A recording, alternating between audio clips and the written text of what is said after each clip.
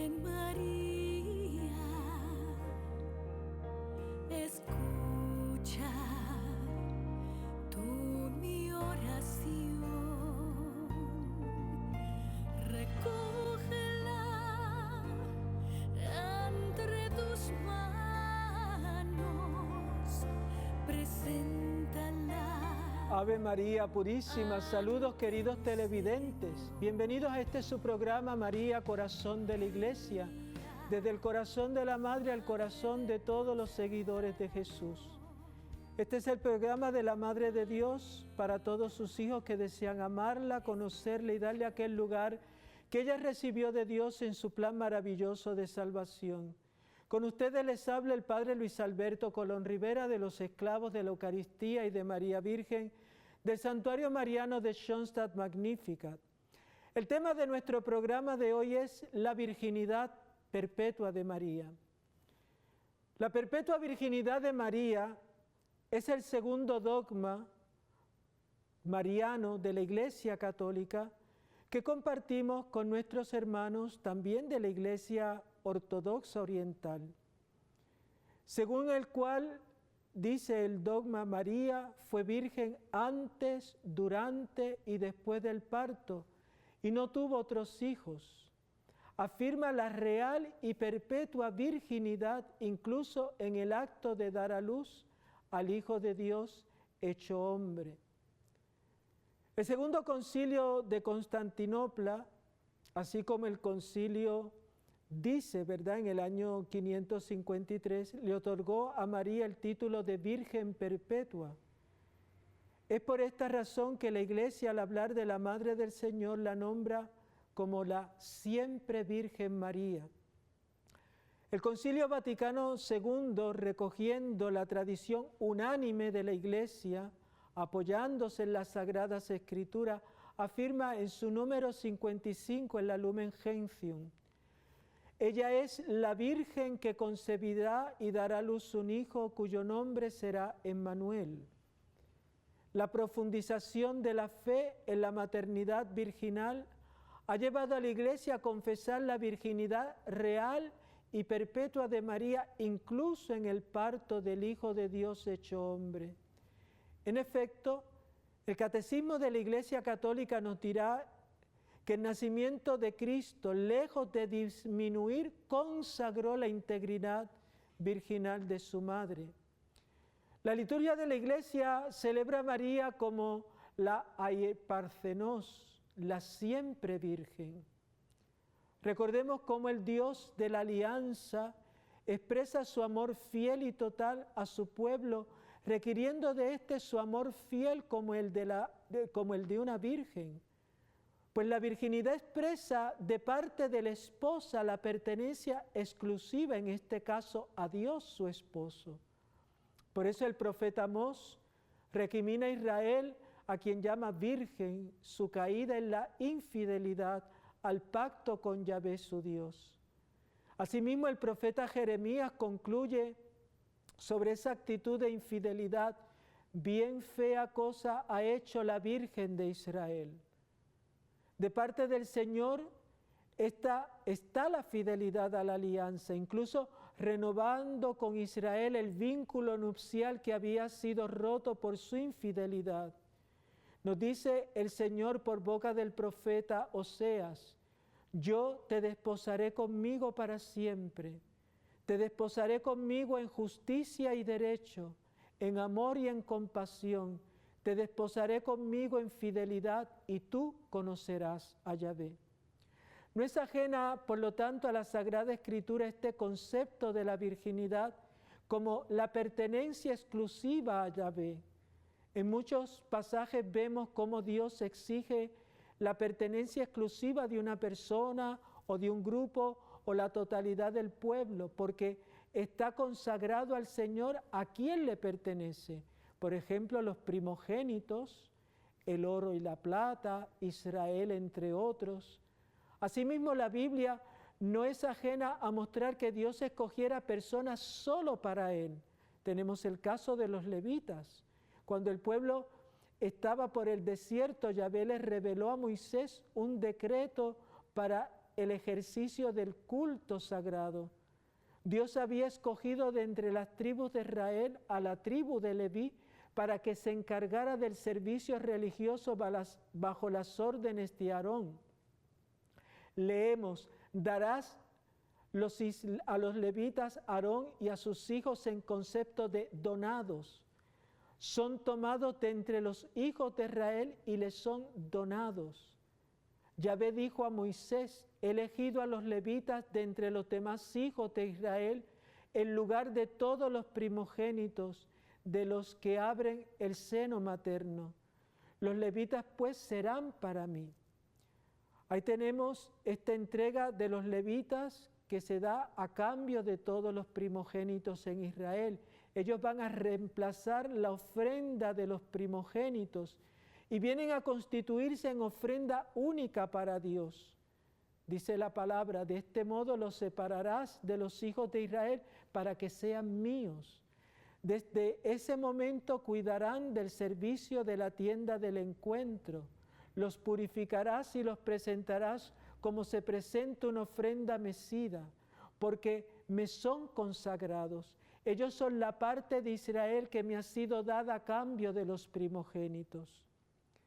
Trata de entender el por qué Dios escogió a esta tribu y por qué los toma como parte única para Él.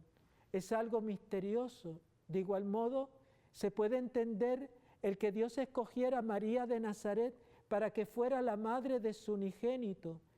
Y así como los levitas eran solo para Dios, si solo ellos podían dedicarse al servicio del culto y nada más, mucho más María, esta mujer privilegiada desde antes de la creación, podía entregar su vida para cumplir la misión más importante que Dios haya podido dar a un ser humano. Y ahí con todo, lo importante es subrayar cómo el concepto de pertenencia exclusiva al servicio de Dios viene unido, por tanto, el de consagración. Y cómo lo consagrado a Dios tiene un carácter perpetuo e irrevocable. En el fondo, esto lo exige la santidad misma de Dios y el ser tomado para todo uso que sería visto como profano y por lo tanto sacrílego. Y es aquí, amados hermanos, donde la virginidad de María se expresa como su pertenencia exclusiva a Dios. Ella es, por antonomasia, la consagrada. Y María, por lo tanto, le pertenece solo a Dios en propiedad.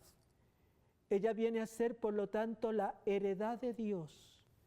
La virginidad perpetua de María es el sello de una elección divina e irrevocable para siempre.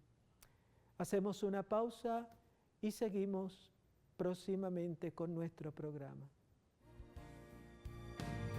Madre, cúbreme con tu mano. Madre, oh Virgen María. Ave María Purísima, de regreso, queridos amigos, a este es su programa María, Corazón de la Iglesia. Desde el corazón de la Madre al corazón de todos los seguidores de Jesús. Con ustedes les habla el Padre Luis Alberto Colón Rivera, de los esclavos de la Eucaristía y de María Virgen del Santuario Mariano de Schoenstatt Magnificat. Este es el programa de la Madre de Dios para todos sus hijos que desean amarla, conocerla y darle aquel lugar que ya recibió de Dios en su plan maravilloso de salvación. Nuestro tema de hoy es la virginidad perpetua de María. Los relatos evangélicos de Mateo, Lucas, presentan la concepción virginal como una obra divina que sobrepasa toda comprensión y toda posibilidad humana. Dice el Evangelio, lo concebido en ella viene del Espíritu Santo. Dice el ángel a José a propósito de María, su desposada. La Iglesia ve en ello el cumplimiento de la promesa divina hecha por el profeta Isaías. Y aquí que la Virgen concebirá y dará a luz un hijo, según la traducción griega. Desde la antigüedad para algunos también se ha podido plantear si no se tratara en este caso de leyendas o construcciones teológicas sin pretensiones históricas, a lo cual hay que responder. La fe en la concepción virginal de Jesús ha encontrado viva oposición, burlas o incomprensión por parte de los no creyentes, de los judíos y paganos, ya decía San Justino, Orígenes, entre otros. No ha tenido su origen, por lo tanto, en la mitología pagana ni en una adaptación de las ideas de su tiempo. El sentido de este misterio no es accesible más que a la fe que lo ve en ese nexo que reúne entre sí los misterios dentro del conjunto de los misterios de Cristo, desde su encarnación hasta su Pascua. San Ignacio de Antioquía ya da testimonio de este vínculo. El príncipe, dice él, de este mundo ignoró la virginidad de María y su parto, así como la muerte del Señor. Tres misterios resonantes que se realizaron en el silencio de Dios. Veíamos en nuestro primer segmento del programa cómo el Catecismo de la Iglesia Católica se hacía eco de la ininterrumpida tradición de la Iglesia y de las Sagradas Escrituras que abordan este interesante tema de la virginidad de María. En sus números 499 al 501 nos dice la voz autorizada de la Iglesia. Primero, la profundización de la fe en la maternidad virginal ha llevado a la Iglesia a confesar la virginidad real y perpetua de María, incluso en el parto de su Hijo, hecho hombre. En efecto, el nacimiento de Cristo, lejos de disminuir, consagró la integridad virginal de su madre. La liturgia de la Iglesia celebra a María como la siempre Virgen. A esto se objeta a veces que la Escritura menciona unos hermanos y hermanas de Jesús, como encontramos en Marcos, en 1 Corintios, en Gálatas.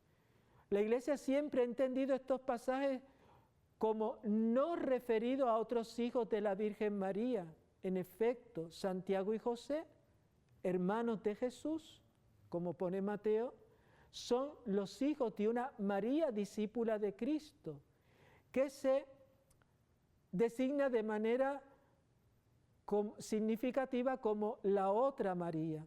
Se trata de parientes próximos de Jesús, según una expresión conocida ya en el Antiguo Testamento. Jesús es el Hijo único de María, pero la maternidad espiritual de María se extiende a todos los hombres a los cuales Cristo vino a salvar. Dio a luz al Hijo, al que Dios constituyó el mayor entre muchos hermanos, nos va a decir San Pablo en la carta a los Romanos, es decir, de los creyentes, a cuyo nacimiento y educación colabora con amor su madre. Esta verdad tan hermosa y profunda de nuestra fe, que hasta nuestros días sigue siendo fuente de gozo espiritual entre los hijos de la Iglesia, sufrió una fractura con la ininterrumpida tradición de la Iglesia durante la Reforma protestante.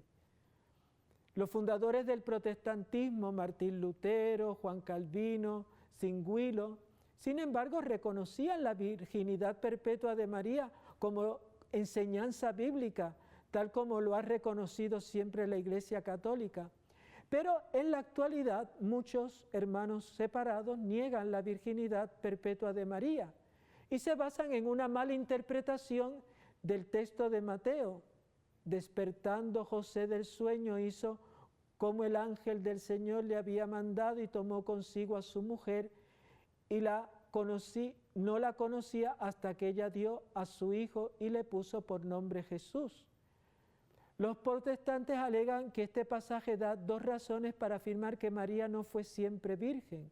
La palabra hasta, la Biblia dice que José no conocía a María, no tuvo relaciones con ella hasta que dio a luz. Según los protestantes, el uso de la palabra hasta implica que José y María tuvieron relaciones después de ella dar a luz. Pero eso es una cosa errada. una errada interpretación del lenguaje bíblico. Hay muchos pasajes de la Biblia en que la palabra hasta no indica un cambio posterior de estado. Por ejemplo, en 1 Corintios 15, porque debe él, Jesús, reinar hasta que ponga a todos sus enemigos bajo sus pies. Obviamente Cristo no deja de reinar después de vencer a sus enemigos. Más bien será entonces cuando su reino se haga evidente a todos. La Biblia nos dice que Cristo reinará siempre. Así podemos encontrar otros ejemplos tanto en el Antiguo como en el Nuevo Testamento. Otros ejemplos del uso de la palabra hasta, sin cambio posterior de estado, lo tenemos en varios textos, tanto del Antiguo como del Nuevo Testamento. Mateo quiso especificar que el parto de Jesús fue virginal. No especificó lo que ocurrió después, pero igual que en 1 Corintios 15 se entiende que el reinado de Jesús continúa después de poner a sus enemigos bajo sus pies, también Mateo podemos deducir que María, habiendo dado a luz al Verbo de Dios virginalmente, por obra del Espíritu Santo, se mantuviera siempre virgen, según su propósito expresado en el Lucas 1:34. Y esta es la fe de la Iglesia desde los primeros siglos, atestiguada por los padres y reafirmada por todos los siglos por el magisterio posterior. Vamos a una pausa y seguimos con nuestro programa.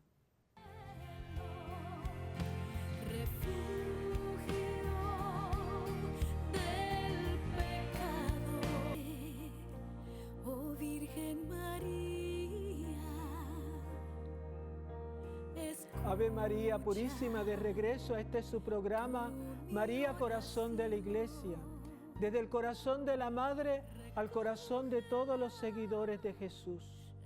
Con ustedes el Padre Luis Alberto Colón Rivera, de los Esclavos de la Eucaristía y de María Virgen del Santuario Mariano de Schoenstatt, Magnífica.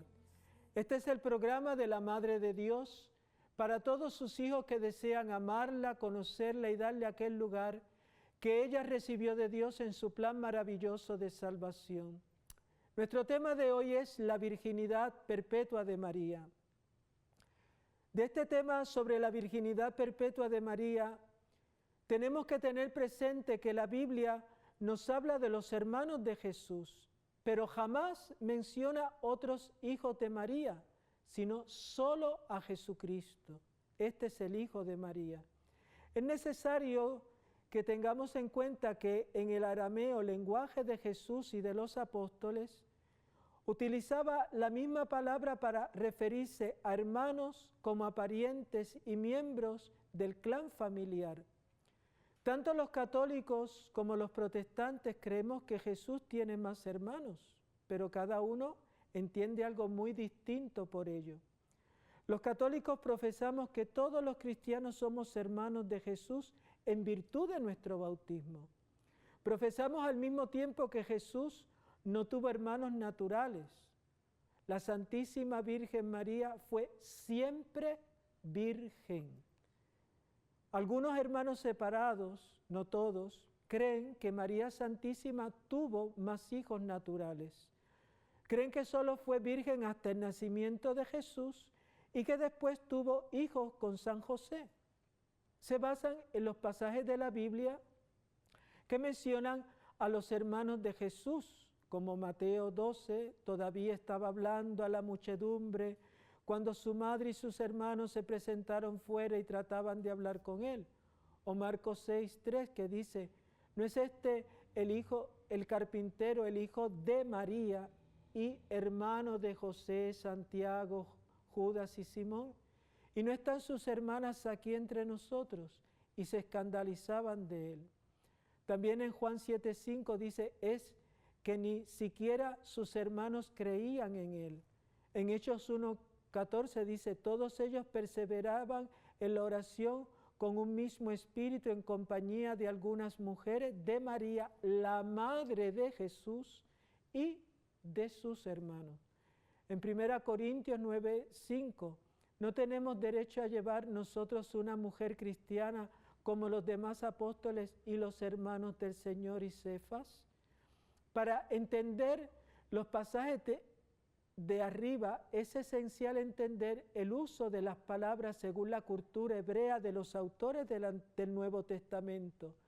Tanto en el hebreo como en el arameo, lenguajes de Jesús y sus discípulos, utilizaban la misma palabra para designar a hermanos, a primos o a miembros del mismo clan.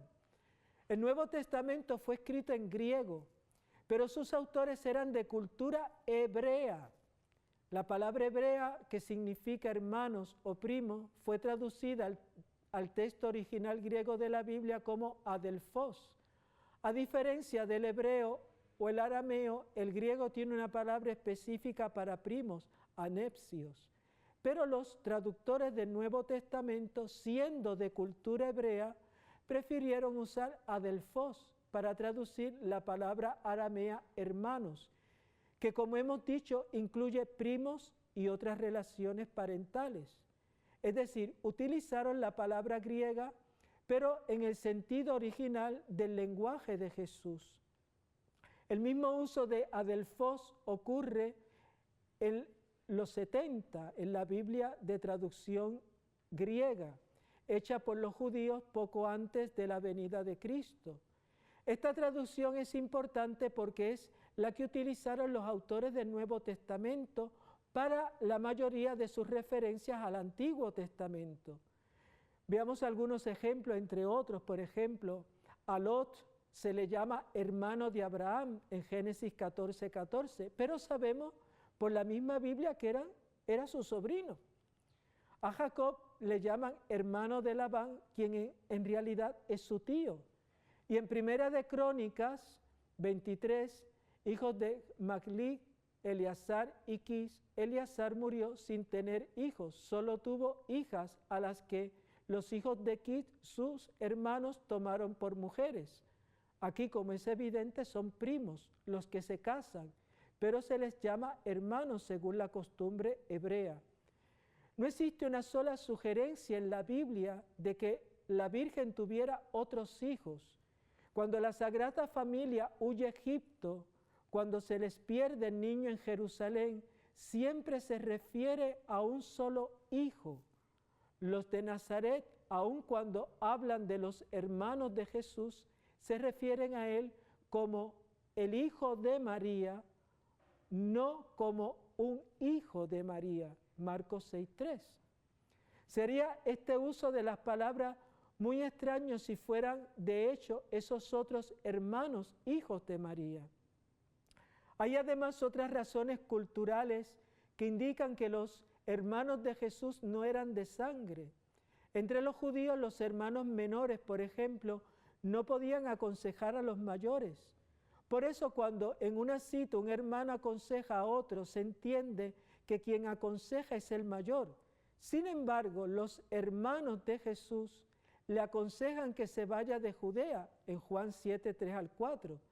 En otra ocasión tratan de llevárselo, Marcos 3:21. Estos hermanos no pueden entonces ser hermanos de sangre, ya que Jesús consta, es el primogénito. No tenía hermanos mayores, como lo afirma San Lucas. En Juan 19:26 leemos que Jesús, viendo a su madre junto a la cruz y al discípulo a quien amaba, dice a su madre: mujer, ahí tienes a tu hijo. Luego dice al discípulo: ahí tienes a tu madre. Y desde aquella hora el discípulo la acogió en su casa.